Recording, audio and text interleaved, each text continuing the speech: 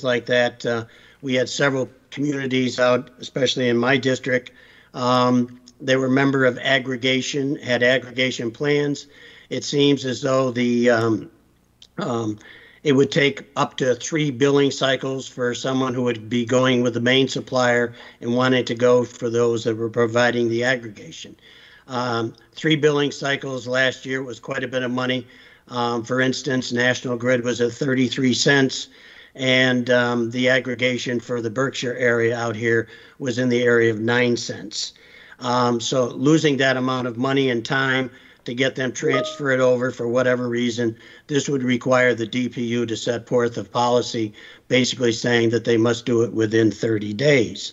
The other one would also require that any municipality that wishes to join an aggregation system, whether it be their own or one that's located, Berkshire's has their own, there are other communities that have set up their own, that when it is submitted to the DPU, at the present time, they have up to 18 months to make a decision as to whether this aggregation system can be set up into a community. We have one community, the town of Windsor out here, that submitted an application, I believe, last February or March, a year ago. It's near 18 months now, and they still have not had a decision as to whether they can set up the aggregation system that they have proposed. Obviously, that costs them a lot of money and the consumers there too. I think these are two good bills that I'm talking about today, but especially this one for municipal aggregation and third-party suppliers. And I would ask that the committee give favorable consideration to it or join it together with any other present legislation or not present legislation, submitted legislation to the committee. Thank you, and I'd be glad to answer any questions. Let me see if there are any questions from the panel that's here. Any questions from our members who are participating remotely? Seeing none, I thank you for your testimony. And what I neglected to do at the beginning is introduce the members who are here with us. And in the room with us is the Vice Chair, Representative Haggerty, and Representative Moschino. And with us online are Representative Howitt, Representative Owens, and Representative Souza. And as his people continue to join us for the hearing, I will introduce them at that time. Our next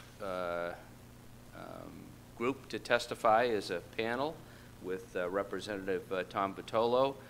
It's Shelley Dine, Patrick Roach, and Larry Cretion. Folks, the floor is yours, and we'd love to hear from you. While my panel is approaching, could I just clarify, are we talking imperial minutes or metric minutes? We are talking whatever's quicker.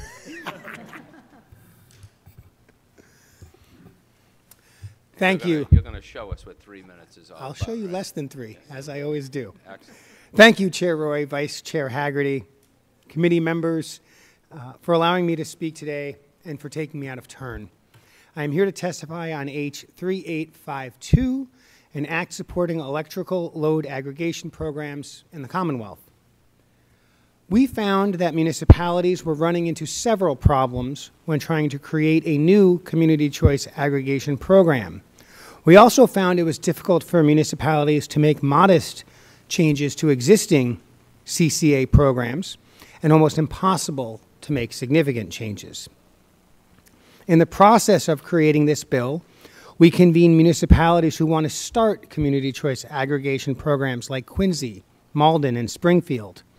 Municipalities who want to improve their existing community choice aggregation programs like the Cape Light Compact communities, the City of Boston, and Tewksbury, and aggregators like Paragon Group, Good Energy, and Colonial. We, over many months, beginning mid-last year, worked to draft a bill to help fix these issues. We took the opportunity to clean up, clarify, and make consistent the language from the late 1990s so that it matches modern vocabulary and DPU philosophy. We solved the problem of communities trying to create their own CCA program first and foremost by giving DPU a clear and specific timeline by which they must approve or explain their lack of approval for the applicant communities. Under this bill, some small changes to existing community choice aggregation programs can be made without a DPU hearing.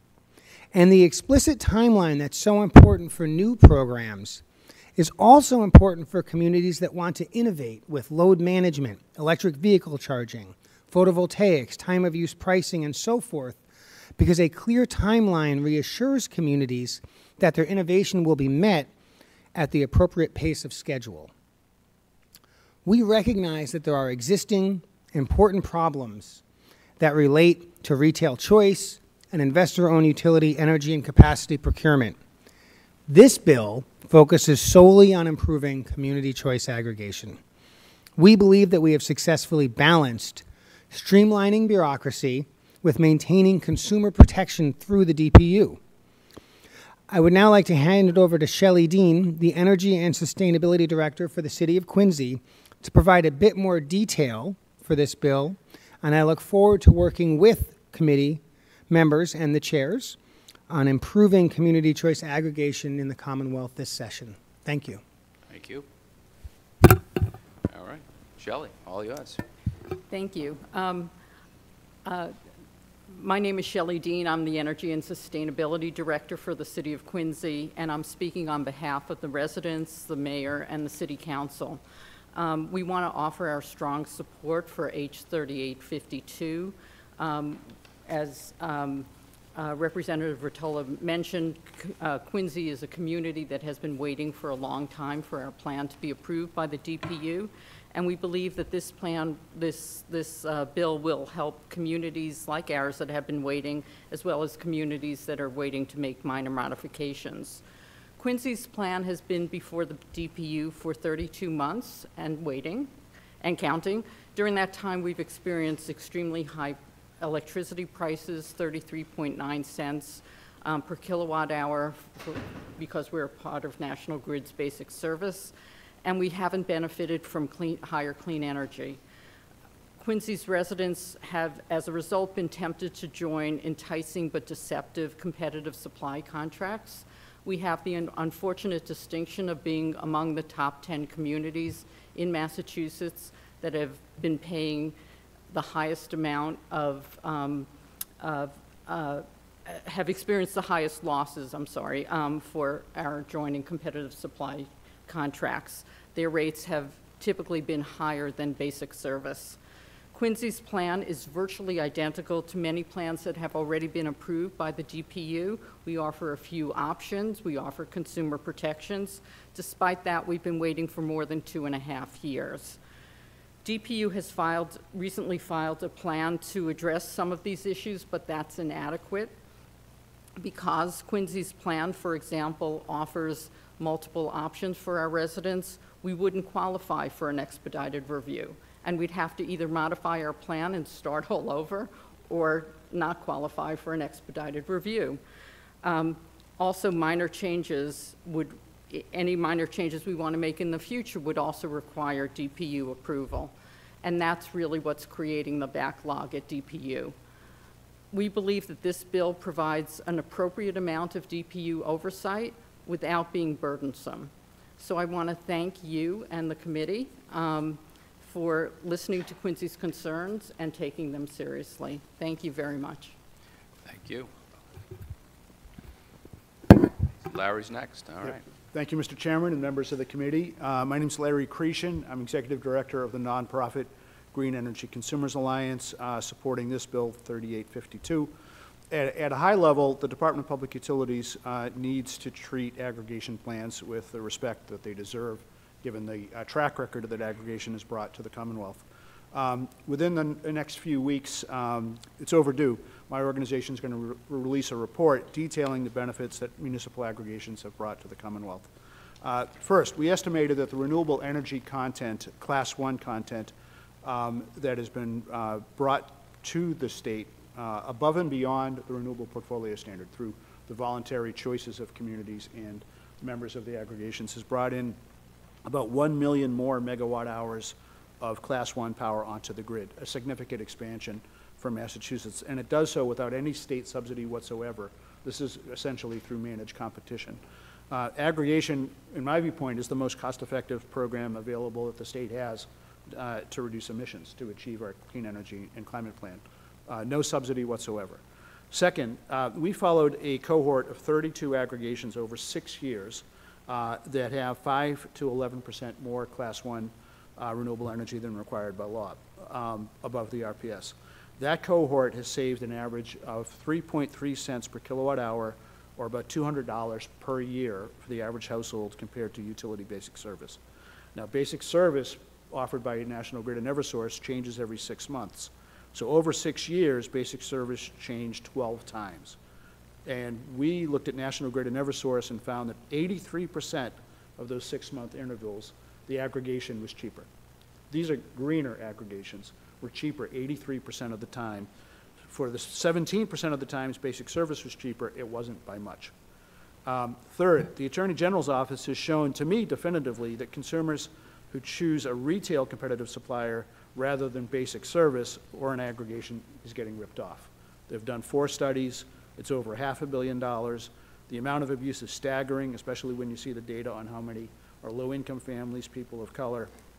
They're disproportionately abused. That's who the target is of the competitive suppliers. So despite all this, the DPU has failed to do its job. The guidelines, I agree with Shelley, they just don't get us to where we need to be. There needs to be legislation. In reviewing the plans, the DPU is driving up, if you will, the opportunity cost of aggregation because of the questions that they ask, the manner in which they ask. It's burdensome, it's onerous, and I really often don't get the point. I really don't think the DPU understands the benefits of aggregation. So for all these reasons, Chapter 164, Section 134 needs a serious overhaul. Thank you so much. Thank you. And Patrick, you get to round it out. Excellent. Great. Thank you for having me here today. My name is Patrick Roach. I'm with Good Energy. We are a consultant to municipal aggregation programs like Quincy and dozens more in the state. So the multi-year delays for aggregation plans by the DPU are well known. And this bill, H3852, would address this in 2 ways. As we've heard, it would put a deadline on DPU to rule on a plan, which doesn't exist today. But I want to go a little deeper to talk about how it would get at the true source of the backlog. So their current requirement that nearly all implementation details get included into a plan. DPU's approach forces municipalities to rigidly lock in implementation details well before the program is active. And those implementation details might be things like how many products will you offer? What exactly will their renewable energy levels be? And how exactly will you communicate with customers? And municipalities really need the ability to adjust those implementation details in a timely manner. So this could be to react based on the pricing you actually received during the bid, how to adjust your renewable energy levels based on where the prices came in. Or maybe your select board took a vote to add a new optional product and you want to do that in the upcoming bid. But really under the way the DPU regulates today, that ability doesn't exist because you have to get their pre-approval via a plan amendment. So it's just really stifles innovation to be able to react to either your community or what the market's needing. And of course, putting all that detail in a plan creates really huge plans that are bulky and take a long time to review. And it sets DPU up for kind of a never-ending backlog because we have 170 communities with aggregations, and if they all wanted to make a really simple change, they'd have to file each one would have to file an amendment that would have to get reviewed and approved. So that's kind of the sort of untenable current situation. And what this bill would do would clarify that an aggregation plan has to contain only the structural elements of a program. So how the municipality is going to organize and manage its program and how it will make decisions. Then it expressly allows the municipality to make local decisions about its implementation details within that framework and without needing to go back to DPU for approval. It's important to stress that this bill does not reduce DPU's ability to have oversight over aggregations. It codifies DPU's ability to make requirements for all aggregations following the standard rulemaking process. And it would also preserve the requirement that aggregations do an annual report to DPU about their operations. So I think that, as others have said, the DPU has opened this regulatory proceeding. We're glad, we like the goals that it has to put all the rules in one place, and they do want to speed up the process, but by trying to codify their current approach, we think it really won't actually address the backlog and continues to preempt municipal decision-making. All right, I just have a few questions, and I'll open it up to the rest of the panel. First of all, when is your report going to be done? No later than November 14th. No later than November. That's our fall meeting, so we Okay. got to launch it there, if not before. Excellent. All right, I look forward to seeing that. I'll send you the executive summary, though, probably later today. Great, thank you. And I know that DPU had done some changes to the program, and you outlined a few of the issues, but did you cover all of the issues you have with what they've done, or are there any other lingering things out there that you'd like to call to our attention? In an effort to make sure that we are clear and correct, we can send you the complete list in writing so that Perfect. there's no mistakes. Excellent, even better. All right, any other questions? Rep. Mosquino. Thank you so much. So I just wanted to go back to your testimony, and you were talking about amendment process. Are you talking about the amendment process before it's approved, which I can just speak to from personal experience that Cohasset, Situate, and Marshfield really struggled with, or are you talking about after, as you want to adapt to how residents are using it, or both? Thank you. I was mostly talking about after approval, when you then want to adapt your program. Okay. And then the other question I had was, so I know DPU opened a docket to examine all of this. Did they ever put out, I don't ever remember seeing, you referenced that, but is there actually like a report and the existing changes that they're recommending, or are they still considering? I just wasn't sure where they were in that process.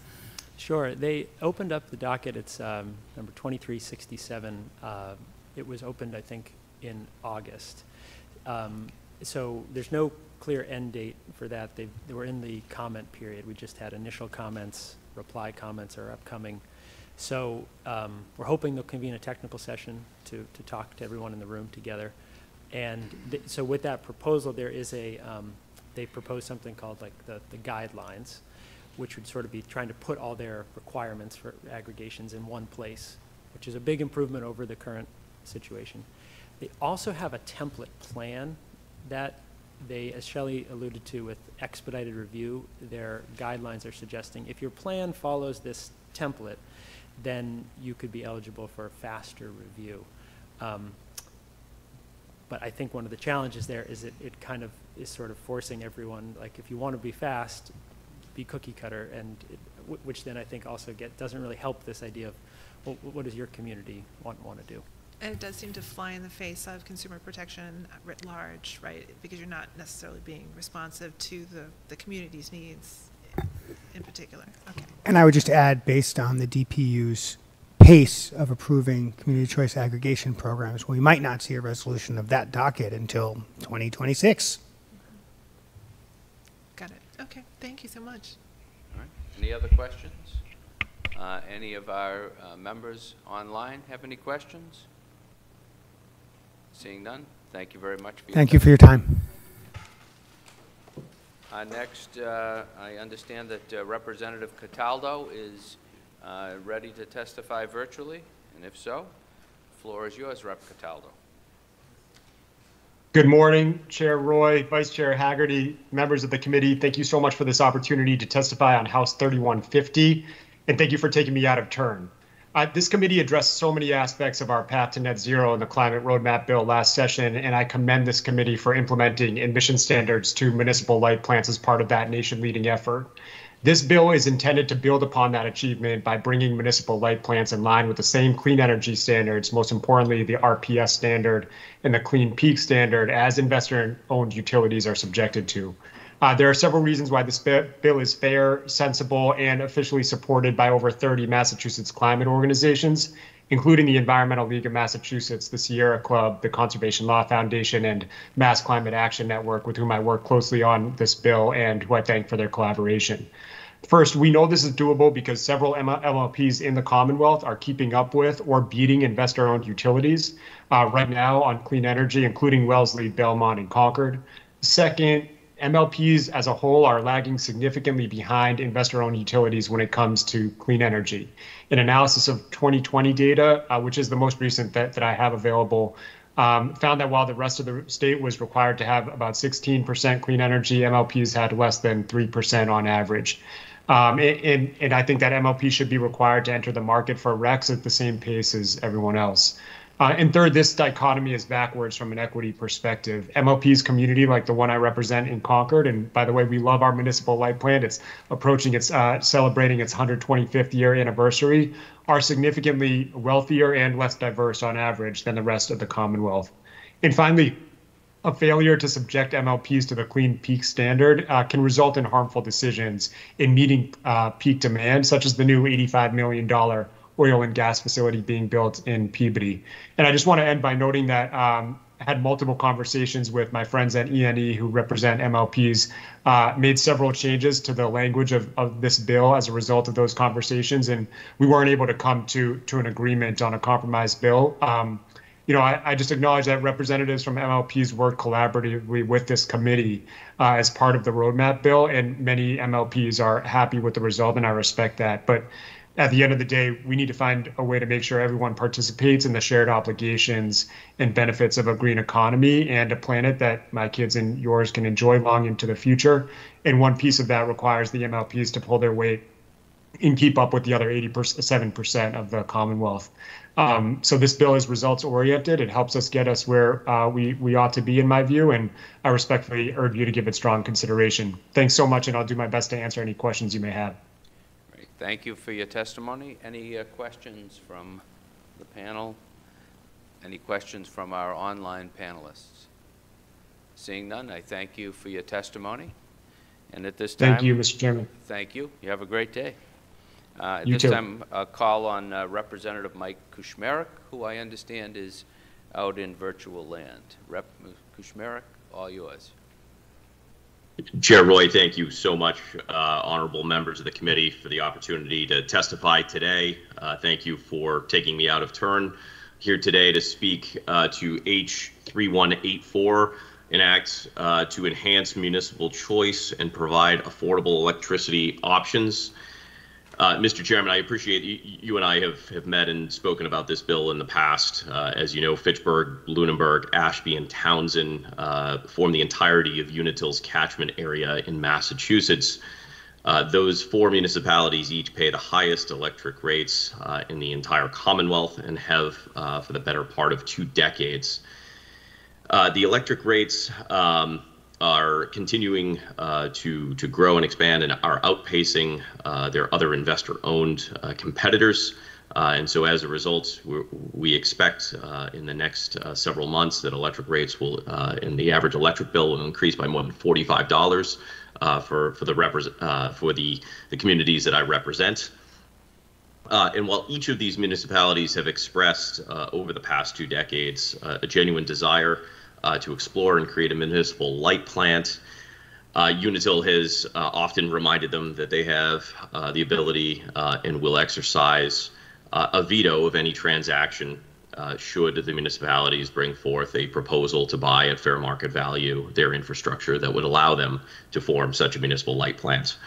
So the bill laid out before you would essentially do 2 things. First, it would eliminate the ability of an investor-owned utility to exercise a veto if a fair market value is offered for their electrical infrastructure. And 2, it would create a more streamlined approach to municipal acquisition of investor-owned utility infrastructure. Certainly look forward to working with you and your committee to explore this further. And answer any questions that you might have. And with that, I'd humbly request your consideration and favorable report out of this committee. Thank you. Thank you for your testimony. Are there any questions from the panel, either present here or online? I see none. Thank you very much for your testimony, and we'll see you soon. Thank you, Mr. Chairman. Take care. Next, we have another panel, and this panel includes Adrian Nunez, Andy Hoagland, Jeremy Marset, and Jeff Colby. And before you start, just to let you know that Representative Lipa Garabedian has joined us online. So, and you are here in person, and the rest of your folks are virtual. So you can kick it off. Okay. Thank Unless you, Chair you Roy. want one of your others to do it. But, I'm No, looking at I'll you. kick things off. Thank you Excellent. very much, Chair Roy, members of the committee. We appreciate the opportunity to provide some input today on the legislation that you are reviewing. My name is Adrienne Nunez. I am a legislative analyst at the Massachusetts Municipal Association. I am joined by 3 municipal officials virtually. We're all here today on behalf of every city and town across the Commonwealth to express our strong support for Senate 2107 and House 3156, an act relative to municipal authority in the public rights of way. This legislation is a tool to remedy the issue of abandoned, decommissioned utility poles, commonly referred to as double poles. I'm assuming you're familiar with double poles. Never seen one. Well, I won't go into what they are. I think you know what they are. So utility companies, as you know, are required to remove these poles within 90 days. However, that often does not occur. These double poles cause considerable challenges for municipalities across the Commonwealth. This is a really big problem in almost every community. The bills before you would allow municipalities the authority to move the decommissioned poles, bill for the removal, and also assess fees. You'll hear today about what this looks like on the ground, the safety and accessibility risks that are created, delays with construction projects, and also diminished confidence in government. If enacted, this legislation would provide leverage to cities and towns to ensure that utility companies follow through with their statutory obligation to remove these poles in a timely fashion. That's about it. I'll introduce our panelists. Together, we have 3 municipal officials that together have over 60 years of experience in municipal government. We are joined by Jeff Colby, who is a registered engineer and public works director of the town of Yarmouth, as well Jeremy Marcette, who is an engineer and the town administrator at the town of Sherborne, and also Andy Hoagland, who is a fourth-term select board member and in Williamstown and the president of the Massachusetts Select Board Association. With your permission, Chair, we'd like to start off with Jeff Colby. That sounds great. Super. Jeff, all yours. All right, thank you, Chair Roy and the members. Having the opportunity to share details about the town of Yarmouth with the committee is very much appreciated. The town of Yarmouth currently has dozens of unremoved double poles, many in existence for more than 6 months, and several poles have been unremoved for well over a year. This is not unique to Yarmouth, as every community that I discussed this issue with has the same challenge of these unremoved double poles. The proposed legislation is a great opportunity for communities to have another tool in the toolbox to help with addressing the challenges of these double poles. Double poles present safety issues as many times they're left within the roadways and sidewalks as part of our projects or separately for long periods of time. This legislation will provide a powerful project management tool that would further incentivize utility companies to remove these old utility poles that are delaying the advancement of critical infrastructure projects in all of our communities. Utility pole removal as part of project management has always been kind of a difficult component, but recently utility companies have been requiring payments in order to move and remove utility poles in a timely fashion. An example of this is payment that was required of Yarmouth for our recent Parkers River Bridge project, in which we paid several $100,000 to utility companies, and still these double poles remained for an extended period of time, and it delayed project completion.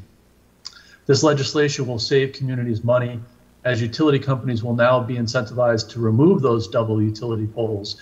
If the double poles are not removed in a timely fashion, communities would then be empowered to act and have those poles removed. This would allow projects to continue to move projects forward and avoid costly delays. As you all know, time is money, and money saved means that communities can complete more projects. I'm a member of the executive board for both Massachusetts Highway Association and my local Barnstable County Public Works Association, and both organizations support this proposed double pole legislation, and I'm happy to answer any questions you might have. Thank you. Great. We'll hold the questions until the full panel has testified. So who is next? Next up is Jeremy Marcette. All right. Jeremy, all yours. Thank you. Thank you, Chair Roy and members. We appreciate the opportunity to speak with the committee in support of these important and timely bills. Currently, I serve as the town administrator for the town of Sherburne. However, in prior roles, I've been the town engineer for the town of Framingham, assistant director of public works for the town of Framingham, and the director of public works for the town of Natick. Further, I've served on various municipal committees and boards, and I can attest that the issue of double poles is an issue in nearly all communities in the Commonwealth. In my professional roles, I've received many inquiries and complaints from residents regarding double poles. Although current statute outlines reasonable deadlines for utility companies to remove decommissioned poles and poles in conflict with a public need, there is no enforcement mechanism to help municipalities hold utility companies responsible. I've seen these delays cause a wide range of challenges in communities. Many double poles are unsafe with bare wires left hanging. We've all seen these poles lashed together with wire and temporary bracing. The double poles obstruct pedestrian passage of sidewalks, creating accessibility and mobility challenges. Poles blocking sidewalks cause significant hardship for folks in wheelchairs and can prevent proper maintenance of sidewalks by limiting the function of sidewalk plows and snow removal equipment.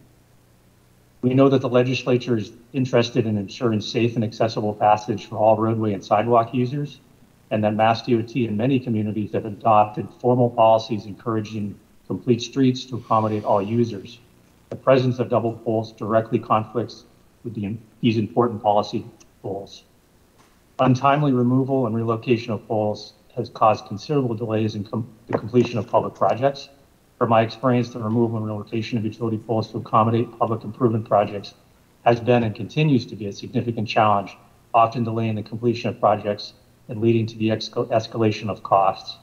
The responsibility for pole relocations and double pole removal varies by community, but also by pole occupancy within a community. Just determining the company responsible and coordinating with the many utility contacts is a significant effort.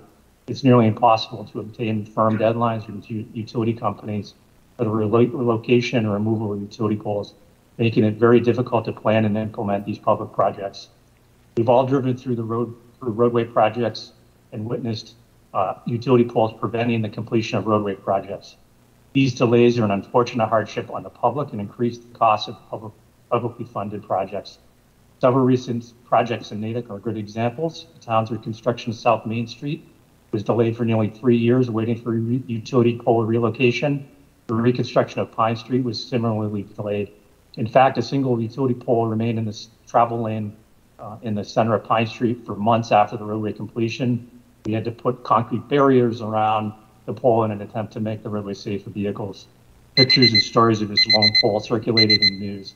Despite being no fault of the town, these situations undermine the public trust. We recognize that municipalities must work in partnership with the private utility companies to provide essential services to our residents. We appreciate this partnership and work hard to foster communication and coordination.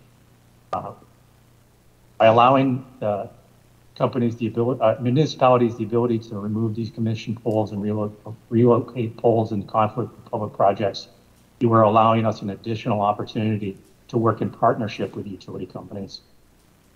Legislation provides the missing tools communities need to administer projects efficiently, ensure public safety, and increase mobility. Thank you for the opportunity to speak today for the committee. All right, and you have to thank Adrian for giving you extra time with her testimony. So, don't thank me, thank her. Happy to help. Thank you, Adrian. And Andy's going to wrap it up. Thank you, Chair Roy, members of the committee. Yeah, and, these are my comments. The rest on of that time was H31. taken up, Andy, so don't think you have extra seconds coming in. I will be speedy. All I wish right. the utilities were as speedy, but thank you. Thank you for the opportunity. You know, this bill is an amendment to Section 34B of Chapter 164. 34B is the section which says utilities poles should be removed within 90 days. And I assume that when the legislature passed 34B years ago, they thought they were solving the problem by imposing the deadline. But as we've heard, this has not been solved. 34B imposed a requirement, but there's no mechanism to enforce compliance. The bill kind of creates a right, but there's no corresponding remedy. So we've seen now that if plan A of the deadline does not work, then we need some kind of a plan B. And that very simply is what this bill does. It gives town a remedy for situations where poll work delays are causing a problem. The town can do the poll work itself and then send the bill to the utility. It's a very simple solution. There's no fiscal impact on the state. The work gets done as needed, and the utility ends up reimbursing the cost. And this is not in any way to denigrate the utilities. Utilities are busy people, and they've got lots to do. But if there's a delay in the process, this gives the towns an opportunity to address it on their own and then submit the bill. Section 2, which wasn't discussed earlier, is, I just want to remind you that it's there. It's another simple solution which essentially gives municipalities and public utilities the right to buy poles from an investor-owned utility at a price that reflects depreciation. So if there's need to transfer title, this kind of facilitates that process and lays out how the pricing mechanism should be. Bills like these bills have been submitted for several years. I think they're a simple solution, and we hope they move forward. We request that this committee report the bill out favorably so we can move forward to get the solution in place. Thanks again for your time. And thank you for your testimony. Thank you to the entire panel. I do have one question that may lead to some others, but and I know, Andy, you addressed it with talking about 34B has a 90-day requirement, and I'm wondering, have any of the communities attempted to enforce that requirement by seeking either an injunction or some other relief in a court in accordance with that statute? I am happy to hear from my colleagues. I am not aware of any, and I think that's probably because of the story that Yarmouth told us, which is, the utility couldn't do it. So the utility said, if you want to do it, you pay for it. So the idea of going for an injunction or relief just makes it a long, cumbersome process. So I think a much faster thing is to let the towns just do the job themselves and then get the reimbursement from the utility. But going through a legal process is, as we all know, I think, difficult, time-consuming, and expensive. Yeah, Chair Roy, this is Jeff Colby from Yarmouth. I'm not aware of any community in our area that's gone through that, taken that step to try to address that with utility companies directly. Okay. All right. Any other questions? Same here.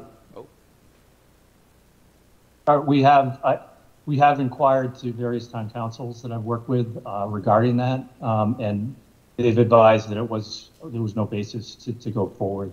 There wasn't enough teeth in the current legislation, the current general law, to move forward with such a lawsuit. So a statute that says that it must be done in 90 days does not have any teeth? Is that what I'm hearing? That's my view. And that's why we recourse. like this bill, because it's an enforcement mechanism which basically lets the towns do the job. So the work gets done, the bill gets paid by the right person, and off we go. But if you went into court and used the statute, you don't think you'd get those remedies under that? I think there's a chance of getting those remedies after many, many times 90 days. Okay. Any other questions from the panel, either in the building or online? I see none. Thank you for your testimony. Thank you very much. And I see that Rep. Ferguson has joined us. Come on up. You're next. Thank you so much. I appreciate you taking me out of turn. It's been a crazy morning, as you know, as my colleagues know, as it can be. And I have to rush off to cover informal session, so I promise I will be extremely brief. Well, I'll hold you here as long as possible that they need up in that informal session. Because you know they would love to hold up session for me. Okay, so you're going to testify for about 25 minutes. Thank you. Get the questions all ready. So I, again, thank you so much for having me here today, this morning, and for all your work that you do on the committee. I come here wearing two hats. I come here to speak about a bill that I filed, H3699, an act relative to municipal light plant emergency mutual aid, which I think the committee is very familiar with. And I also come here as House Chair of the Municipal Light Plant Caucus. So first, regarding H3699, which I respectfully request that you move favorably out of committee. this session again. As you may be aware, I've been involved with issues pertaining to municipal light plants for many years, and I have several municipal light plants in my district. Currently, 52 towns in Mass are served by one of 40 municipal light plants, so across the state.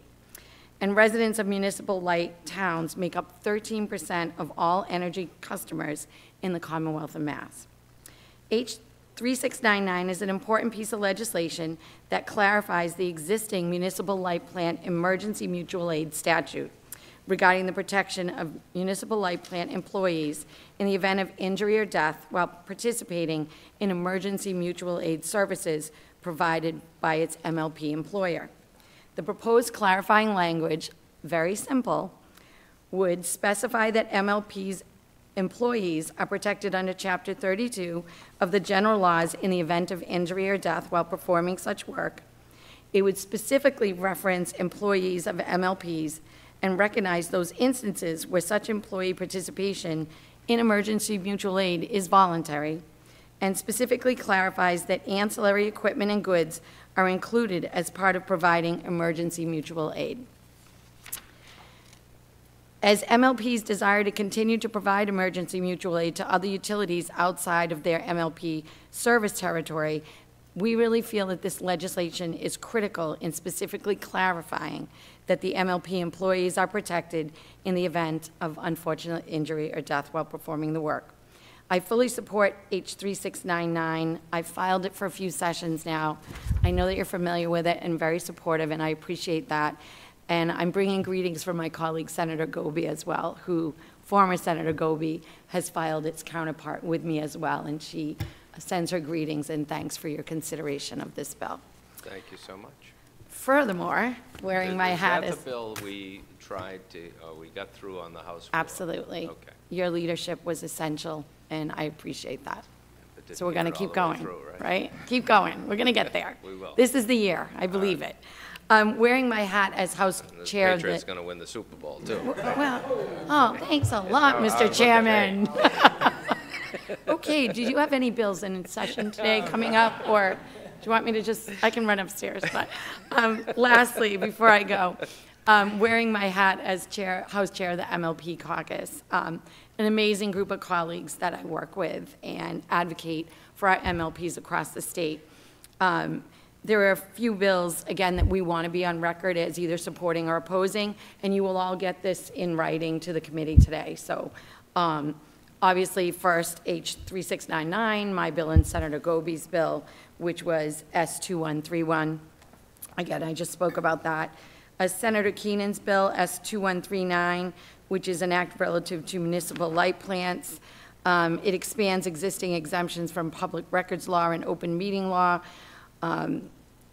There is already an exemption in there. It does expand it slightly for the work that they need to do and for their own protection, especially with regard to issues dealing with their customers and protection of them and their ability to conduct business. So that one, but we also are very concerned about S2117 and H3150. We oppose that bill, both versions. That's an act advancing clean energy, equity, and innovation within municipal utilities. And just briefly, and I know our folks from Municipal Electric Association of Mass are also here to testify with serious concerns about this one. The nature of public power, as we know, all MLPs are locally controlled and operated by management and primarily elected commissioners.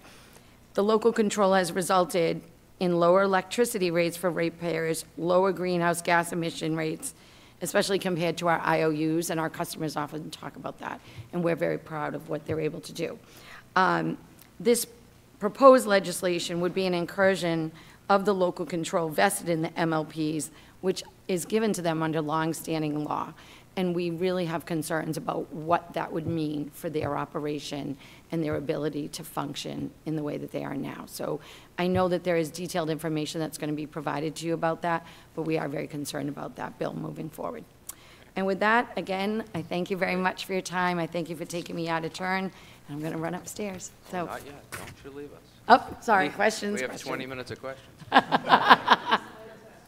See that? There we Well, go. no, I just wanted to thank the rep for filing the bill on mutual aid in particular. Most of the MLPs are small communities.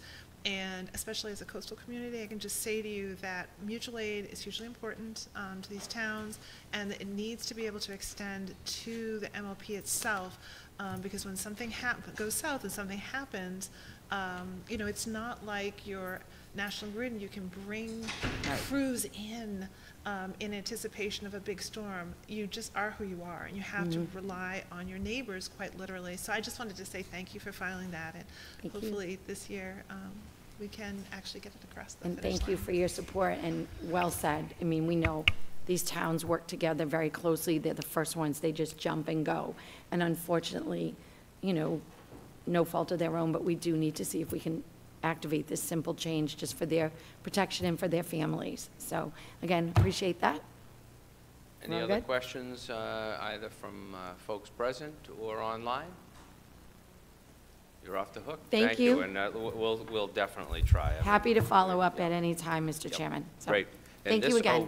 One last question. This does have the support of the retirement board. Was that- Absolutely. Okay. That was something that was worked on during last session at length. Okay. And I know we've had conversations about that as well, and I appreciate that, because Okay. that was a little hurdle that we wanted to be sure we got over first. Perfect. All So right. I appreciate that. All right. Thank you. Have a great day. You too. And our next witness to testify is Laura Gardner from the Climate Reality, Massachusetts. Laura, are you with us? No Laura. Robert, you're here. Look at that. You're on. Yes. You get the prime seat.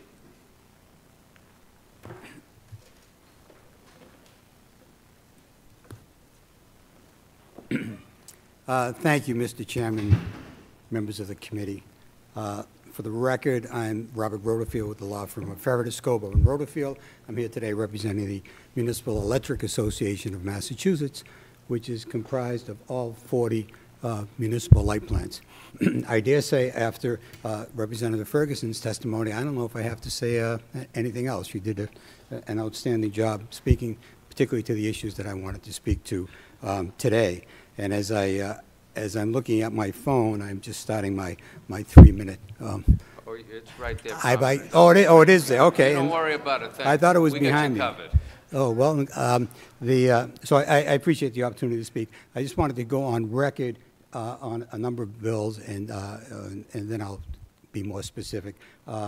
We are here on behalf of the Municipal Electric Associations to support H3699, which Representative Ferguson just spoke to, H3142, Senate 2139, here in opposition to House 3150, Senate 2117, Senate 2146, and would recommend some amendatory language to Senate 2095, which is Senator Cream's bill, and I'll be forwarding something in writing on that. With respect to the time that I have remaining, I'd like to speak to two particular bills. One is H3699, which Representative Ferguson spoke to so eloquently. As we are aware, there are various times during adverse weather situations where municipalities need help. As Representative Machino pointed out, some of the municipalities are small. And during those adverse weather conditions, municipal light plants step up to the plate to help their neighbors. And many times the help comes during the adverse weather condition when something has to be accomplished. The municipal light plant employees volunteer to do this generally because it's not necessarily in their town. So we wanted to make sure that in the unfortunate event that someone is injured or worse while performing these emergency mutual aid tasks, that they would be covered by the retirement board. And the problem is, the statute isn't so clear that they would be, and that individual decisions could be made by the retirement board. And we are concerned that since this is a voluntary nature, it could be construed in a way that might be detrimental to the particular employee's benefits. So we think that this will certainly resolve that issue. In my 7 seconds I have left, with respect to bills filed by Senator Eldridge and Representative Cataldo, very briefly, and I'll be filing written testimony on that. The problem with these bills, even though they may be well-intentioned, they would mandate that municipal light plants come under the renewable portfolio standard as well as the Clean Peak standard. They currently do not. This is the equivalent of changing horses in midstream. Municipal light plants plan their energy portfolio for years out, and without any potential requirements on for these other programs, this would conflict with the existing contracts that they may have and are already obligated to pay for, and that would redound to the detriment of the municipal light plant customers. So with that, my time is up. Well, thank you, and thank you for the use of the word redound. I haven't heard that in a long time. I haven't either. It's great. It's very smooth. Any questions? Rep. Moschino. I just didn't know if you wanted to refer to the obligation that MLPs have to actually achieve the net zero by 2050. And in fact, I didn't know if you wanted to share some of the statistics that they are, in fact, making pretty good headway, better than the state. I just thought you might want to comment on that. Given the opportunity, I will comment. You see how you get extra time around here? No, 2 years ago, when the legislature passed the greenhouse gas emission standard, which is the standard for non-carbon emitting emissions for municipal light plants, again, getting to 2050 net zero, where everyone else, including the IOUs, have to be. Municipal light plants collectively today are about 10% higher in terms of non-carbon emissions than the IOUs are collectively. I speak to the municipal light plants collectively, as well as the IOUs collectively. So they're well on their way to achieving the 2050 goals. I think Representative Cataldo mentioned that some towns are further along the process. That's true, and the reason is because of local control of the municipal light plants, that they are making those decisions, both their energy portfolio decisions, doing things that that particular town or the Light Commission is espousing policy which they're implementing. And that's consistent with what municipal light plants are all about. Not every municipal light plant, because of their long-term obligations, some may be in nuclear, can't get there in terms of what Representative Cataldo was saying as quickly. But that's the key to municipal light plants. I might add that as a related but unrelated, municipal light plants rates are traditionally lower than IOUs rates. So, and a lot of that relates to the fact that they can enter into these long-term contracts, which IOUs cannot. They can establish their energy portfolio down the road and sort of hedge when those rates tend to go up and down and fluctuate depending on the current market. So, thank you for the question. All right. Any other questions? Questions? Any questions from our members online? Seeing none, I thank you for your testimony. Thank you very much. Our next witness is Adele Franks. Adele, are you with us? Virtually, I believe. I am here virtually. Thank you very much for this opportunity to testify. I am testifying on behalf of local energy advocates of Western Massachusetts. We're supporting an intermunicipal aggregation of 3 of our municipalities, and we're just about ready to submit our aggregation application to the DPU. I am testifying today on behalf of H 3852, not only because it would make approval by the DPU quicker and avoid the unwarranted delays that you've heard so much about, but also because it would clarify what features of the CCAs are subject to DPU regulation and make it very clear that the DPU regulations only cover the structural aspects of CCAs and not the operational or implementation aspects of the CCAs that really belong to the municipalities that are accountable to their constituents. So I hope that the committee members will read the comments on DPU docket 23-67 to get a full picture of the burdens that the DPU process currently imposes on municipalities. It's really staggering that these delays and the minutia, the micromanagement of CCAs is allowed to continue. I hope that you will give this bill a favorable report. Thank you very much. Thank you for your testimony. Any questions? Any questions from our friends online? Seeing none, thank you for your testimony. And next I will call on Sharon Moulton from Climate Action Now, and Sharon, I believe, is virtual as well.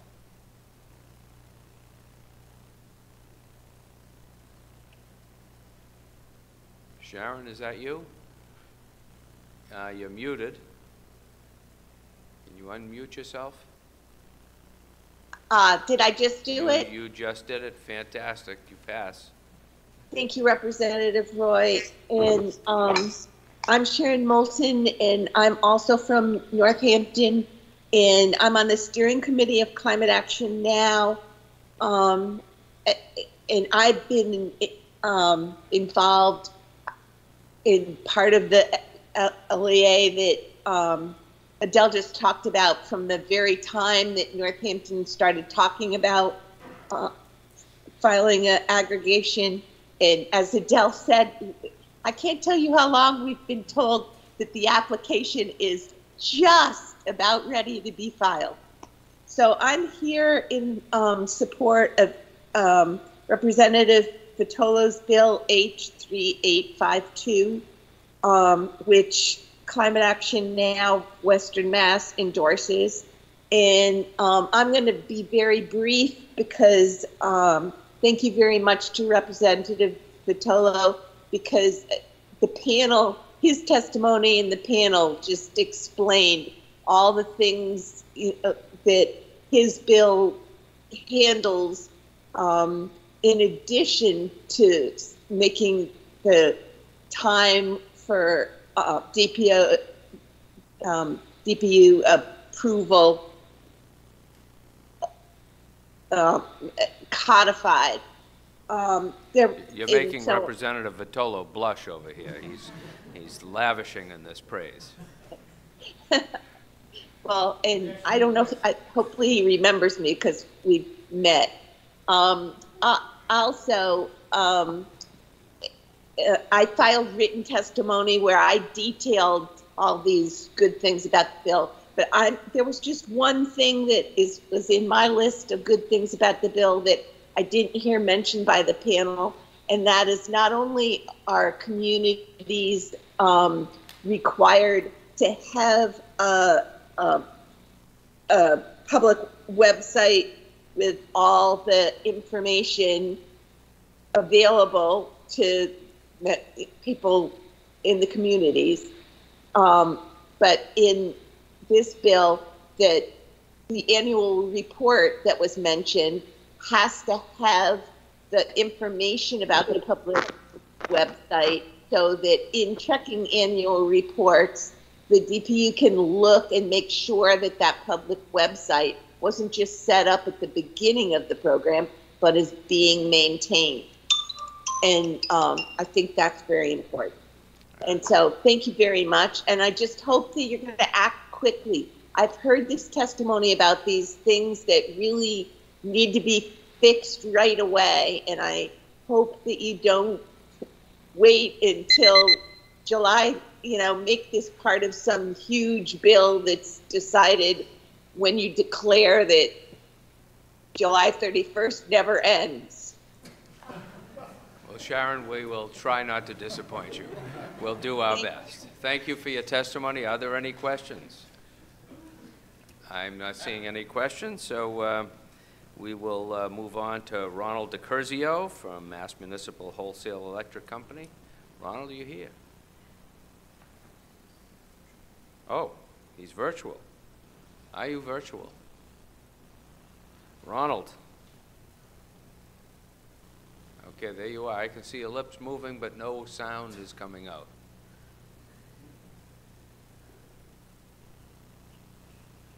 Call one of the kids up.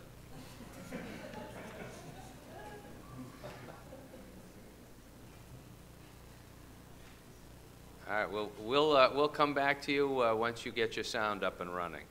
And at this point, we'll move on to Peter Dyan from Wakefield Municipal Gas. Peter, virtual? Yes, thank right. you, Chairman. We got you. I was going to speak on the same bill that Ron was about to speak on, which is the House Bill 3806, Senate Bill 2146, an act reforming the Massachusetts Municipal Wholesale Electric Company's Board of Directors. As you may or may not know, MWEC was created through an act of the state legislature to serve the Commonwealth's joint action agencies for municipal utilities. MWEC's purpose is to enable MLPs to utilize joint action to compete in the energy markets in a way that is consistent with the goals and objectives of their individual communities, or as noted earlier by Mr. Rodefeld, local control. This legislation, if passed, would undermine MWEC's mission to serve the municipal utilities through their own local control and local decision-making abilities. MWEC is a volunteer organization. The cities and towns that vote to join MWEC as members, and each MLP has the ability to discontinue a membership in MWEC by the vote of their board. The bill would reserve 3 of the currently 7 elected seats on the MLP board for commissioners.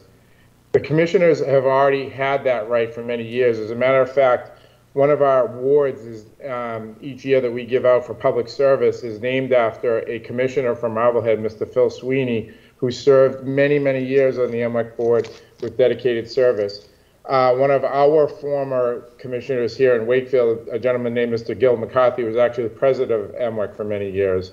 So commissioners have always had the right to be on the MWEC board, and that so there's really no need to change that aspect of this bill. It's up to each individual community to nominate somebody to serve on the board, and we don't restrict that to the state. The changes to the board makeup under this legislation would effectively disenfranchise members and remove their intended input from local communities. Board terms would be shortened from 3 years from 1-year terms, would be shortened to 1-year terms versus the current 3-year staggered terms, which would have a negative impact on continuity, and especially when we deal with many large projects that take several years to develop, from a conceptual phase to a design phase to an implementation phase. That's why we have a rolling 3-year board cycle, so that we maintain some level of consistency each year. Under the legislation, MWEC would be under a stricter form of review for their financing opportunities for major projects, which would add layers of complexity to the DPU approval process. No other entity is required to obtain DPU approval with this level of review. None of MWEC's debt or funds come from the Commonwealth. All funds for MWEC projects are paid for by the ratepayers that are participating in those projects. These provisions would essentially treat MWEC differently than others that are forced to go to DPU for financing approval. The legislation does threaten the ability to protect trade secrets, and may have detrimental long-term effects on MLPs. All of these provisions together would threaten the existence of MWEC by weakening the MLP's local control. Thank you. Thank you for your testimony. Are there any questions, either from the panel present or online? And Rep. Owens has emerged from the virtual world, and he's now seated with us in the room. Welcome, Rep. Owens. I see no questions. Thank you very much for your testimony. We will now move on to Bob Armstrong, who's also virtual. Bob, are you with us? Yes, I am. Can you hear me? Absolutely. Wonderful. I'm Bob Armstrong. I'm a retired select Conway, and I'm testifying in strong support for Tom Vitolo's Bill H 3852. and I got to thank you, Tom, for writing this bill. Now, the primary intent of this bill is simple, and is to prevent the DPU from establishing those crippling regulations that they have in docket 2367. And please, I really encourage everyone on this committee to read the comments about 2367, and primarily read the comments from a group called 47 Coffin Street. If you don't read anything else in those comments, look up 47 Coffin Street, and I've included them in the testimony that I sent in with my testimony. They detail the terrible damage that these regs are going to cause.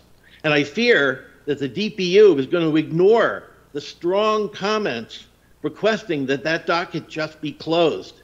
And that means that our only remedy is to pass this legislation, 3852, and to pass it before they finalize those regulations. This bill clarifies, 3852 clarifies that the intent of the original legislation was that local officials like select boards would have the authority to make all the decisions regarding program operations, and not the DPU, which they want to do as a regulating body.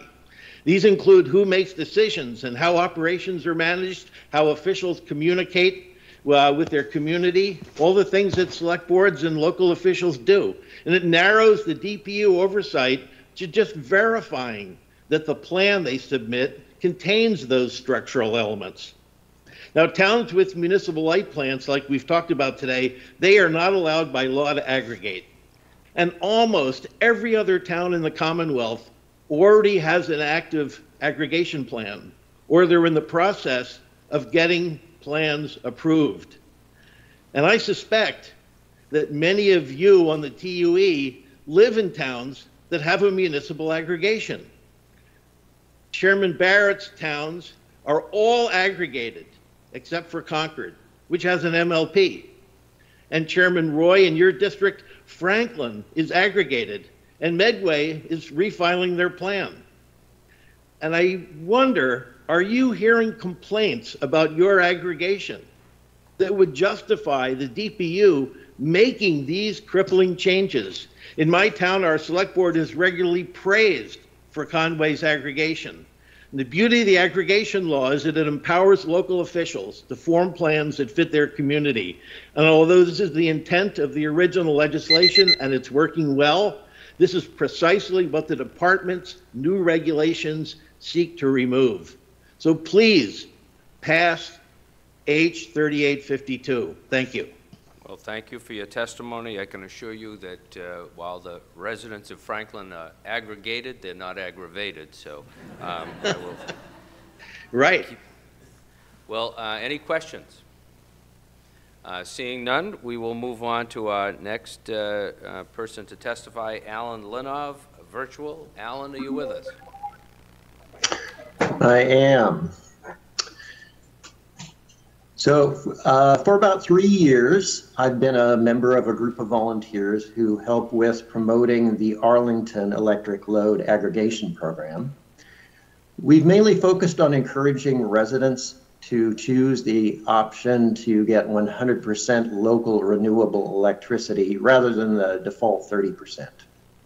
To make the switch to 100%, they need to fill out a form. Through experience, we found that people are most likely to take this action if the existence of the option is brought to their attention, and if the option is easy to understand and easy to exercise. We've been hampered in making it easy to understand by the rigidity with which the Department of Public Utilities has managed aggregation programs. I'll tell you what I mean by that. With the definition of our program that was approved by the DPU in 2017, choosing 100% does not really mean that 100% of your electricity is renewable, but you're getting 100% extra renewable electricity on top of the state mandated amount. Is that easy to understand? I don't think so either. When we talk to people about the options, we show them what the percentages mean in the simplest terms we can. We would really like to revise our program so that 100% simply means 100%. But however, because of a DPU ruling last year, redefining our 100% option would mean that the 1,200 residents that we have already enrolled in that option would get kicked entirely out of our aggregation program and into Eversource basic service. We would have to do a campaign to try to sign them all up all over again. While the DPU processes are unnecessarily impeding our efforts, Arlington is relatively lucky among towns and cities in the Commonwealth. Our residents and businesses have saved a lot of money on their electricity over the lifetime of our aggregation program and have left a lot of fossil fuels unburned. Many Massachusetts communities want to get their own aggregation program started and have been stalled by the DPU. While those communities are stuck with getting most of their electricity from fossil fuel burning power plants, we and all our descendants suffer the damage to our climate caused by the greenhouse gases the burning releases. Reform of the DPU process for handling electric load aggregation programs is urgently needed. So please support the enactment of the reforms contained in H 3852. Thank you for your attention. Thank you for your testimony. Are there any questions? Seeing none, we will move on to the next witness is Stephen Wenner from Cohasset in 350 Mass. And Stephen, you're with us. It's all yours.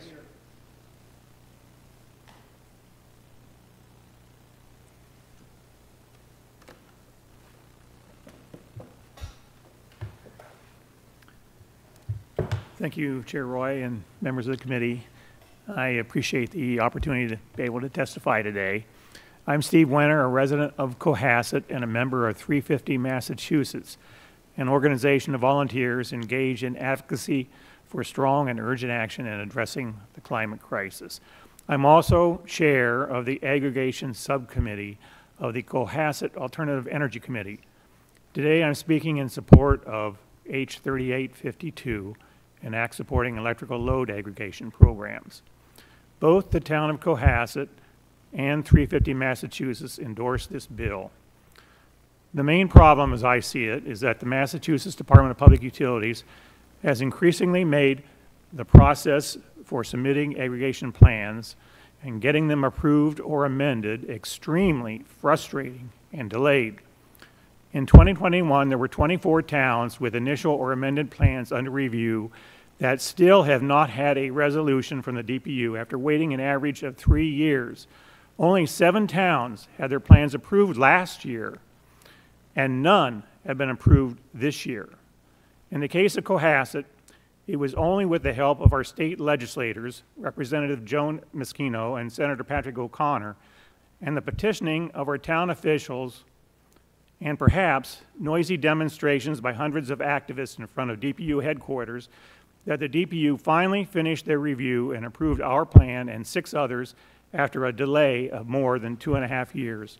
Because of these extremely long delays, the residents of Cohasset and other towns have been denied for years the benefits of greener and cheaper electricity that they could otherwise have attained from their community choice aggregation programs.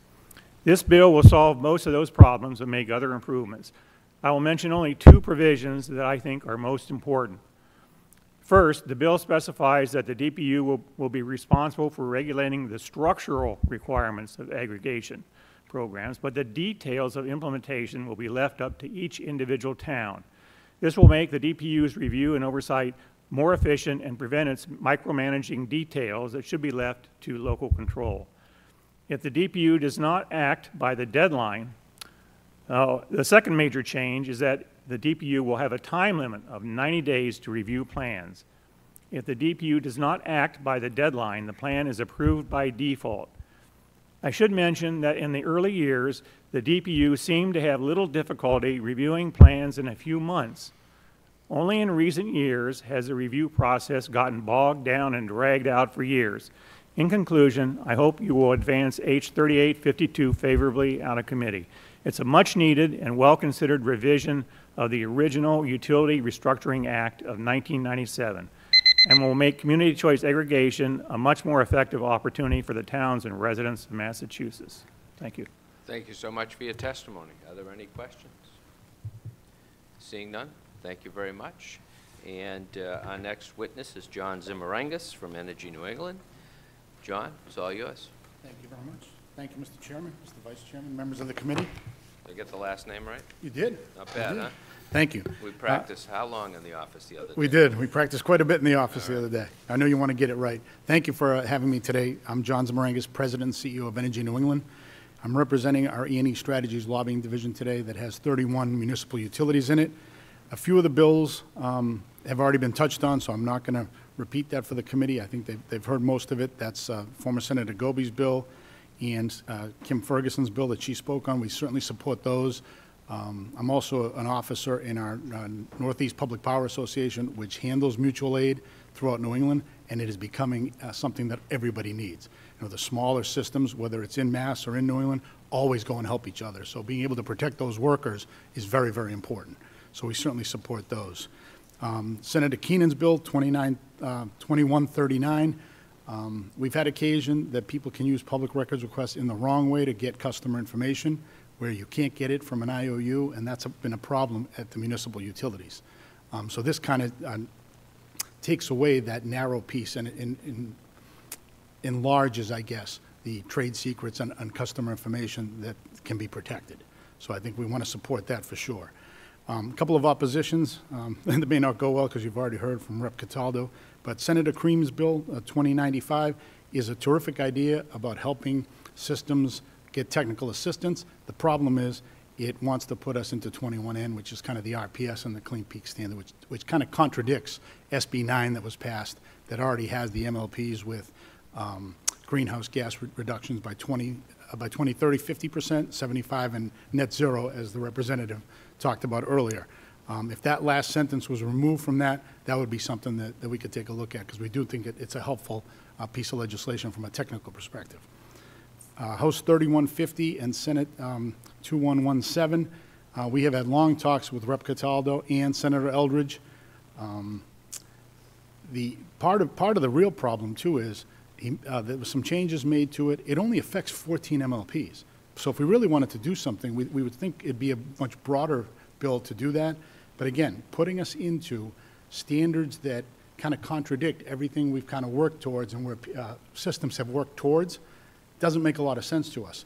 I had Caleb, and I thank him for passing out to the committee some non-carbon projects that E&E has done for their customers since 2020. So if people want to say that these systems aren't doing things, that's 424 megawatts. That's half of a Vineyard Wind that these folks have signed up for in the last 3 years. 2/3 of them are new. Those don't get built if we don't sign those contracts with those developers. And a third is existing. And they range anywhere from hydro, solar, there's some nuclear, there's some onshore wind, some offshore wind. There's a total combination of that many megawatts that folks are moving towards, and these are long-term projects, which kind of gets us past the 2030, heading to 2040. So those two bills are of a big concern because of that language in it. I thank the committee for their time. Thank you so much. Any questions? Great, thank you very much. None, appreciate it. Thank you for your testimony. Absolutely. Our next, we have another panel consisting of Michael Ossing, Catherine Moses, Mariel Marchand, and Stuart Ormsby. The floor is yours.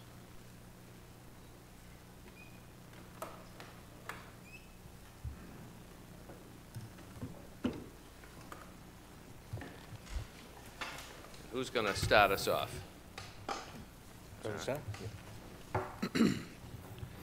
Thank you, Chairman Roy, members of the committee, for the opportunity to share some municipal insights on House Bill 3852.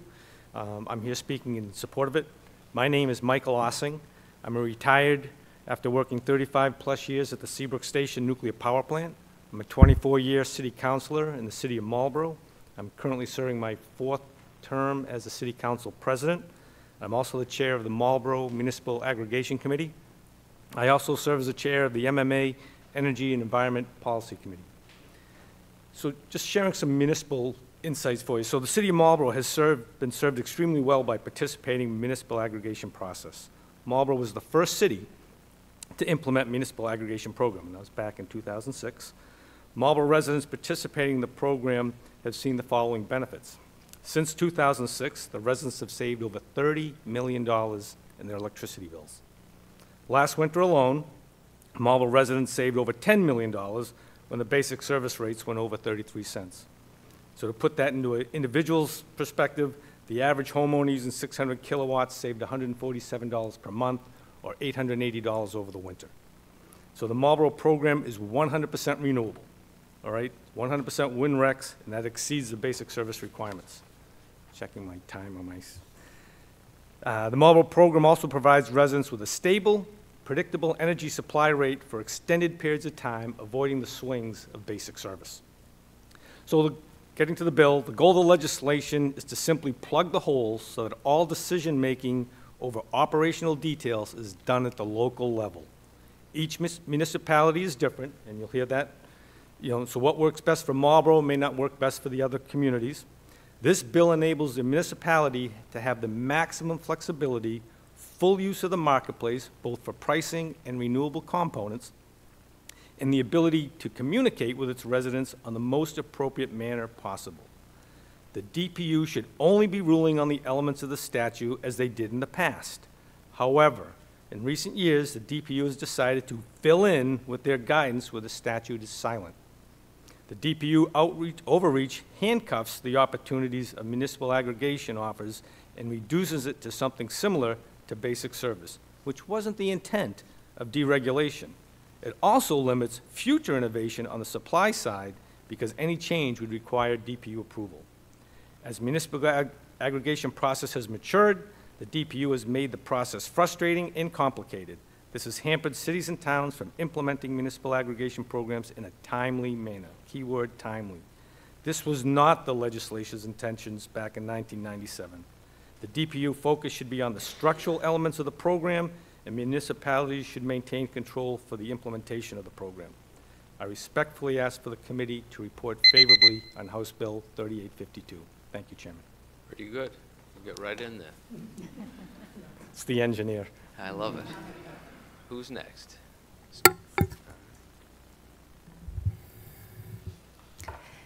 Thank you, Chairman Roy and committee members, for the opportunity to share my thoughts regarding House Bill 3852 and Act supporting electrical load aggregation programs in the Commonwealth. On behalf of the City of Lowell, I'd like to add my support to that effort. My name is Catherine Moses. I'm the Energy Manager for the City of Lowell. You didn't send Tom Golden down to deliver this message? Not today. Perhaps next time. Well, you tell him we send our love. I will do that. So I've served as the Energy Manager for the past 9 years. In this role, I've helped to manage our municipal aggregation program and monitor it to find ways to utilize the program for the benefit of our customers and for the benefit of the environment. Lowell's a poster child for why this legislation is needed. We've always tried to be innovative. We were first aggregation in the Commonwealth to have a completely carbon neutral supply for our aggregation. Over the years, though, the ways that we get to renewable energy development and encourage renewable energy development has changed, and Massachusetts Class 1 RECs have been kind of the standard that many aggregations have begun to adopt. Through an engagement process with our local stakeholders and our elected leaders, we actually have one of the highest levels of default products for aggregation, with 45% more Mass Class 1 RECs than are required by law. While it does make us a leader in the Commonwealth for the default product, it doesn't allow us the flexibility that 75% of aggregations across the Commonwealth have. In many of these aggregations, multiple products are offered. Many times there's a product that's at or near RPS, a mid-level product, and a 100% renewable product. This is wonderful for our constituents because it allows those in the community that are sensitive to price fluctuations to choose something with a lower level of RECs, and those that want to be climate leaders, it allows them that option as well. So Lowell put in an amendment to our aggregation plan with the DPU to allow for this type of flexibility on August 21st, 2019. So in 4 years, Lowell, which has a large percentage of environmental justice populations, has been unable to offer what 75% of the Commonwealth's aggregations offer. House Bill 3852 would leave these types of product decisions and other implementation details at the local level where they should be kept. This will help us to not only meet the needs of our constituents, but also to advance the Commonwealth's goals towards net zero. And I thank you for the opportunity to address you on these issues. Great, thank you so much. Ariel next. Thanks. All right. Chair Roy and members of the committee, thank you for the opportunity to testify today. My name is Marielle Marchand, and I'm the Power Supply Planner for Cape Light Compact, a municipal aggregation administering a power supply program for all 21 municipalities on Cape Cod and Martha's Vineyard. The Compact's aggregation plan, filed in 2000, was the first in Massachusetts to be approved by the Department of Public Utilities. The Compact is unique in that it's the only multi-municipality aggregator operating in Massachusetts, and that it employs staff to undertake its power supply operations. I'm here today to advocate that this committee report out favorably on H3852. This bill was developed by Representative Vitolo and a diverse group of municipal leaders and aggregation program administrators, including the Compact, to address our collective concerns with the DPU's regulation of municipal aggregations. This revision of the municipal aggregation statute is necessary to ensure that the Compact and other approved municipal aggregations can effectively operate their programs without unnecessary regulatory barriers. The Compact has 20 years of experience working to innovate and deliver products that best meet the needs and interests of our customers. The Compact uses grassroots efforts such as presentations to boards of selectmen, community centers, newspaper publications, and a comprehensive website to communicate with, learn from, and educate our customers regarding our aggregation program. This process and a pricing strategy that aims to keep compact pricing competitive with basic service has successfully maintained a customer base of approximately 145,000 customers. H3852 would codify the compact's ability to continue these successful operations. In recent years, the DPU has shifted the way in which it regulates municipal aggregation, dictating the specific manner in which aggregations communicate with their consumers and requiring plan amendment anytime aggregators elect to offer a new product that is not fully described within their plan.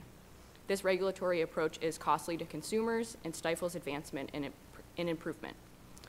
Municipalities should be afforded the discretion to design and operate aggregation programs that align with their consumers' needs, so long as their plans are consistent with a set of general rules. H3852 provides a reasonable balance between municipal discretion and regulatory oversight in that it outlines the general rules applicable to all aggregation plans and sets forth a fair and transparent approach for municipalities to operate their programs and educate their customers about their product offerings within these general rules. For all of these reasons, the Compact urges this committee to report out favorably on H3852. Thank you for the opportunity to testify today. Thank you so much. Stuart, all yours. Thank you very much, Chairman, members of the committee. Thank you very much for all your time and attention. I, too, am speaking on behalf or in support of H3852. You've already heard lots of commentary, lots of testimony today. I'll try to gut about half of what I have prepared. I'm Stuart Ormsby. I am with Colonial Power Group. We're one of the energy consultants working with aggregation programs. We work with about 90 communities across the Commonwealth. Focusing on the bill itself, there are three major related themes to the bill. One we heard a lot about is clarifying the responsibility for program operations with municipal officials. And you've heard a lot of testimony about the value of that. Now, if you're going to do that, if we're going to have that kind of clarification, that it's important to make sure the bill codifies important consumer protections and program transparency, which the DPU would oversee. We don't want to weaken that element whatsoever. And then finally, by making this clarification, this actually enables the department to conduct its oversight and its review in a timely manner and in a quality way. So the current statute is fairly broad, written many years ago, and that lack of specificity has contributed, we think, to the department following sort of an inherent disposition to regulate, and it's been increasing quite a bit over the last several years. So by clarifying this local authority, it'll preserve the ability of communities to make full use of the marketplace, to make their own decisions around pricing, product choice, and also their ability to communicate using methods that reflect local needs and local preferences. So by asking the legislature to clarify this local authority, is that a sensible, is that a prudent action? I'd say yes. Municipal officials are accountable to their constituents. They are sensitive to only supporting and administrating programs that are well managed and responsive to the needs of their communities. Municipal officials are experienced at energy procurement. They've been doing this for a couple of decades for their own facilities, for the water treatment plants, for schools. They understand the market dynamics, and we've heard two great examples of city leaders who understand the importance of establishing an operating environment that allows them to be flexible, strategic, and nimble. There's been some discussion about docket 2367, and I'm speaking a bit off the cuff here. And sort of I think underlying some of the questioning here is perhaps the department is prepared to make some important changes here that will sort of fix all this. I'm not so sure. I'm not so confident in that. And in part, to no fault of their own. And by that I mean they've opened up a docket which sort of reestablishes all their prior rulings to date. They didn't take a 90-degree turn. And I think it's going to be difficult for them to make that 90-degree turn without some guidance from the legislature, which recognizes and acknowledges the importance of local authority and decision-making. Thank you very much for your time. We very much appreciate your support on this bill. Thank you so much. Are there any questions? Seeing none, I thank you for your testimony. Thank you. Our next witness who's signed up is Mark Dyan. I did not see Mark in the room. Is Mark available online? He is. Yes. All right. I am. And I'm even visible now. Thank you, Chairman Roy and the committee for the opportunity to speak. I guess I'm joining the long list of people who are advocating for H3852, the legislation on municipal aggregation prepared by Tommy Vitolo and a host of friends. And I will not repeat what has been said before, so I will be brief. The bill establishes a time limit on DPU review and approval or non-approval of municipal aggregation proposals, which will deal with a number of communities that I'm working with who have faced delays of upwards of 2 years in approval of what are basically fairly simple and straightforward municipal aggregation plans. And this bill would put an end to that problem. The second thing it does is it establishes the right of municipal aggregators to provide variety of services without undue administrative burden from the DPU, which is an important and valuable feature which from the climate change environmental justice point of view allows municipalities to forge ahead of the state in terms of offering promotional rates to encourage people to electrify their buildings or electrify their transportation, which we believe is now part of the law, but a part of what should be allowed under current law, but this legislation would clarify that opportunity to provide variety in this way. And we certainly hope that this bill is reported favorably and promptly for action by the legislature. Thank you very much for the time. Thank you very much for your testimony. Are there any questions? Seeing none, we will move on to the next witness is Talia Fox from the town of Arlington. Talia, all yours.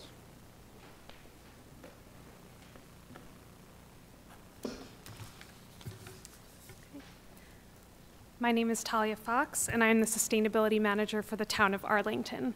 Thank you, Mr. Chair, and to members of the committee for the opportunity to submit testimony in support of H3852 on behalf of Arlington's Town Manager Jim Feeney and the town of Arlington. Since 2017, the town has successfully operated a municipal aggregation program called Arlington Community Electricity, or ACE. ACE offers critical benefits for residents, including price stability in a volatile energy market, competitive rates, and 4 products with a range of renewable energy content. Since the launch of the program, ACE has generated over $11 million in cumulative savings for participants when compared to Eversource Basic Service, while driving demand for renewable energy. As of July 2023, nearly 86% of the 15,000 households enrolled in ACE subscribe to the ACE default product, which currently provides 30% additional renewable energy in the form of purchases of Class 1 RECs above the level required by the RPS. Over 1,500 accounts, or 8% of the households in ACE, have enrolled in the town's 50% and 100% opt-up renewable energy products. Additional flexibility to implement the aggregation plans, as H3852 proposes, would have benefited the town had it been law last year. Specifically, it would have allowed the town to simplify its offerings and save residents money at a time of skyrocketing energy prices. During the town's 2022 contract renewal process, our select board voted for a simplified three-tiered program. The proposed changes would have made the product lineup easier to explain and would have made the 100% opt-up product more attractive and financially accessible for our residents.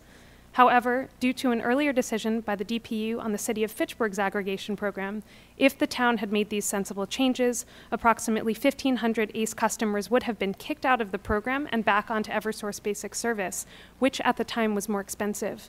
This also would have effectively reversed the choices that these program participants made voluntarily and proactively to increase their use of renewable energy, to say nothing about the considerable effort by town staff and volunteers, including one which you heard today, to educate town residents and encourage them to opt up to higher levels of renewable energy. The town had effectively no choice but to maintain the existing program structure or wait for the many delays that you've heard about from the DPU to adapt the program. The town will soon be facing the same decision point and would like again to consider changes to its program as it negotiates a new contract this coming spring. Furthermore, as the statutory RPS requirements continue to rise, and as new opportunities for offering innovative products grows, communities like Arlington will need additional flexibility. The town supports H3852 because it allows municipalities like Arlington with successful track records to be entrusted with the ability to make changes to their aggregation plans that make sense for local communities. The town respectfully requests that you advance the bill favorably out of committee. Thank you. Thank you so much for your testimony. Are there any questions? I see none. I have one more witness who has signed up to testify but did not give us a name but has an email, so I'm going to call you by your email address but ask you to please identify yourself when you testify. If you are here, it's PKT123. PKT123. Are you with us? Yes, I am, Chairman Roy. All right. Thank you, Chair Roy. My name is Phil Thayer, and I'm a Concord resident. I've been following the municipal light plant activities closely for 15 years. How do you spell your last name? Thayer, T-H-A-Y-E-R. First name Phil, P-H-I-L. Thank you. So I support H3150, an act advancing clean energy equity and innovation within municipal utilities. This bill is supported by 30 diverse climate organizations across the state. Here's just a subset of those 30 groups: Massachusetts Climate Action Network, Environmental League of Massachusetts, Berkshire Environmental Action Team, Conservation Law Foundation, Acadia Center, Sierra Club Massachusetts, Better Future Project, 350 Mass, Breathe Clean North Shore, Green Hudson, Sustainable Middleborough, and Partnership for Policy Integrity. In order for us to meet our state's climate targets and equitable transition to a clean energy future, the 41 MLPs must be held to the same standards for clean energy requirements as investor-owned utilities. H3150 will ensure the equitable distribution of the benefits and burdens of the clean energy transition. The bill requires MLPs to meet the renewable portfolio standard and clean peak standard by 2030, requirements that the IOUs are already required to meet. In the interest of equity, a $50 million fund will enable MLPs to accelerate the transition to clean energy for environmental justice communities, low and moderate income housing, and elderly housing that they serve. So I want to make 3 points. One, contrary to what you heard earlier, make no mistake, MLPs lag behind on renewable energy. TUE members should be aware of the subtle distinction between non-emitting and renewable energy. The 2020 analysis found that while the rest of the state was legally required to have 16% renewable energy in their energy mix, MLPs have only 2%. Second, in the 2021 roadmap bill imposed emission standards for MLPs for the first time in the state's history. That's great, but we must encourage a significant increase in the use of new renewable energy for MLPs. And third, it's important for MLP members to understand that MEAN, MWEC, and E&E lobbies don't represent all MLPs any longer. MLPs are no longer monolithic. Half of the 41 MLPs now have Climate Forward Light Board members. I welcome language modifications to accommodate the varied circumstances of MLPs consistent with equity concerns and the need to increase renewable clean energy in MLP portfolios. Thank you. Thank you very much for your testimony. Are there any questions? I see none. I'm going to loop back to Ronald DiCurzio to see if Ronald may have solved his audio issues. Ronald, are you still with us? Ron is unable to get his audio working, but asked if I could read his testimony. Absolutely. Okay, great. My name is Kate Roy. I am Director of Communications and External Affairs here at MWEC, reading the testimony on behalf of Ron DiCurzio, who is CEO of MWEC. I am testifying in opposition to House Bill 3806, Senate Bill 2146, an act reforming the Massachusetts Municipal Wholesale Electric Company Board of Directors. MWEC is the Commonwealth's designated joint action agency for municipal utilities. We are not-for-profit public corporation and political subdivision of the Commonwealth, created by an act of the General Legislature in 1975 and authorized to issue debt to finance a wide range of energy facilities. MWEC provides a variety of power supply, financial, risk management, and other services to our members. We have a hand in more than 200 megawatts of renewable energy projects, including wind, solar, and hydropower. Our members are well on their way to meeting their 2050 decarbonization goals. Approximately half have already met or exceeded their 2030 goals of 50% carbon-free energy sales. And the customized power supply roadmaps we provide to each member have them well positioned to meet 2040 and 2050 targets. We're a catalyst in bringing green technology to our MLP communities. We're helping them lead the way in promoting energy efficiency, demand response, and smart grid initiatives. Our statutory purpose is to allow the state's consumer-owned MLPs to join together to compete in the energy markets to meet these goals and objectives of their communities. This bill would undermine that mission and threaten the ability of MLPs to achieve their 2040 and 2050 net zero goals. It does so by disenfranchising member MLPs, subjecting MWEC projects to a separate standard of DPU review from all other projects before the department, and placing MWEC and our members at a competitive disadvantage in the energy markets by undercutting our ability to protect trade secrets. We'll go into more detail on all these points in our written testimony, but what I want to impress upon the committee is that MWEC is a voluntary membership organization. MLPs vote to become MWEC members and may also vote to leave MWEC if they feel we can no longer carry out our mission. We're a joint action agency, not a state authority. None of our debt or funds come from the Commonwealth, and all funds granted to MWEC are from our members and their ratepayers. Checking on my time there. Additionally, non-MLP members, adding additional non-MLP members to the MWEC board, limiting MLP choice over who they can elect, and eliminating board seats for the towns of Ludlow, Hamden, and Wilbraham disenfranchises these very members.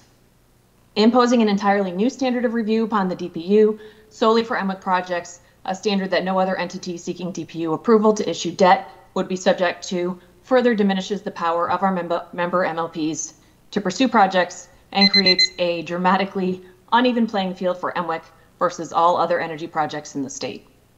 I see my time's up, so thank you for your time. We'll submit our written testimony for further comment. Well, thank you, Kate. Even with a great last name, you don't get additional time. So. Thank you, I appreciate it. All right, well, any questions? I see no questions. Thank you so much for your testimony. Those are all the witnesses I had signed up. Did I miss anybody? All right, with that, I call this meeting to a close. Thank you so much.